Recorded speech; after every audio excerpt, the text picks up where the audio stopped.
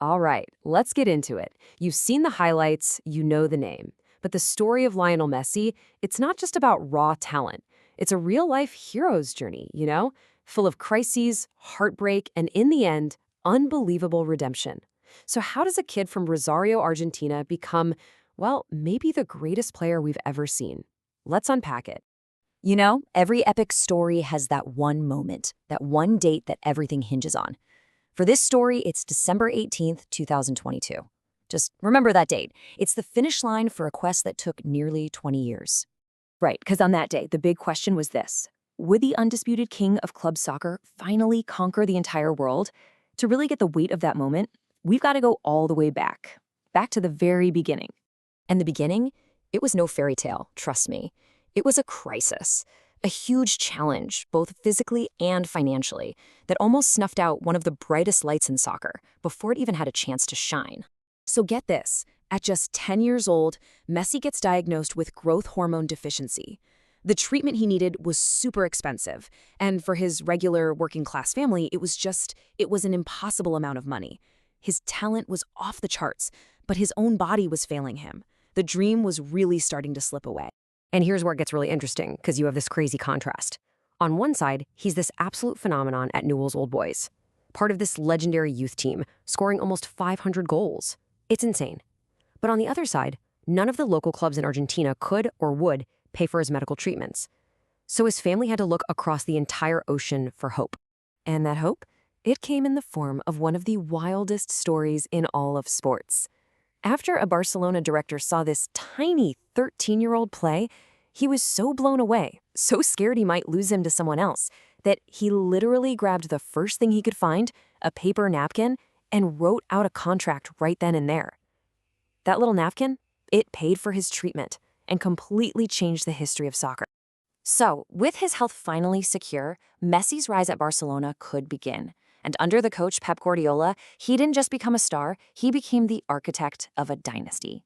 It wasn't just his skill, it was a whole tactical shift.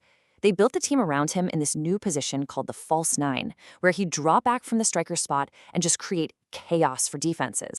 And the results were just immediate and absolutely unheard of. 4.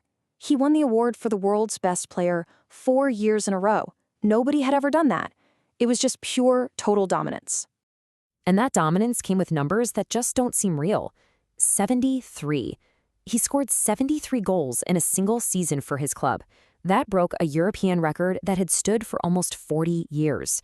I mean, think about it. Most great strikers are thrilled to get that many in 2 or 3 seasons combined. And if you want to talk about his absolute peak, this is it. 91. He scored 91 official goals in 1 calendar year. That number is so ridiculous, so far beyond what anyone thought was possible, that it's in the Guinness Book of World Records. It's a true statistical freak of nature in sports. And all of this, it wasn't just for show. It led to incredible success for the team. Yeah, the goals and assists are mind-blowing, but look at the trophies column. 2 Champions Leagues, 3 league titles. He wasn't just scoring, he was winning everything. But, and this is a huge but, there was this dark cloud that hung over all that success, the main conflict of his entire story. Because for all the glory he had in Barcelona, when he put on the jersey for his home country, for Argentina, it was just one heartbreak after another. Man, this list is just brutal to look at. 4 major international finals in 9 years, and 4 painful losses. The World Cup final in 2014, lost in the last few minutes, and then back-to-back Copa America finals, both lost in penalty shootouts. With every loss, the story grew louder. He just couldn't get it done for his country. And then after that 3rd straight final loss in 2016, he just broke. He was so emotionally crushed that he announced he was retiring from the national team. This was it. This was rock bottom. The hero of our story had seemingly given up on his quest. But, of course, the story doesn't end there. He came back. And what happened next was this slow, determined climb back to the top, all leading to one last incredible shot at glory. The big turning point, the thing that changed everything, was winning the 2021 Copa America. That win, Argentina's first big trophy in 28 years, was just this huge release.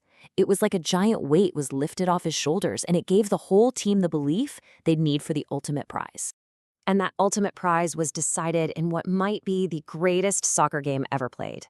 His performance in that World Cup final against France and their superstar Kylian Mbappe was just a masterclass. Under the most intense pressure you can imagine, Messi scores twice, he sets up his teammates, and then he calmly scores his penalty in the shootout to finally win it all. So with that final piece of the puzzle, the World Cup trophy, now in his hands, the entire conversation changed. That big debate that had been going on for 15 years, suddenly it felt like we might have a definitive answer. First, you have to look at his legendary rivalry with Cristiano Ronaldo. I mean, for more than a decade, these two pushed each other to heights we'd never seen. But now, when you just lay out the career numbers, the big individual awards, the team trophies, the pure goal-scoring rate, Messi's case is just incredibly strong. Okay, now let's zoom out. Let's look at the all-time greats. Pelé has those 3 World Cups, which is amazing. Maradona has that legendary performance in 1986. But what's so fascinating here is that Messi's career kind of combines the best of everyone. He has the World Cup win like Maradona, the insane goal stats and long career that surpassed Pelé, and a level of success at the club level in Europe that neither of those two ever even touched. Which kind of leaves us with this final question. What really defines the greatest of all time? Is it just about trophies, stats, performing in big moments, or is it about the whole story? Messi's journey from the kid who almost had to quit because of a health problem to a World Cup champion, it makes you think that maybe, just maybe, the greatest is the one who has the strongest argument, no matter which way you look at it.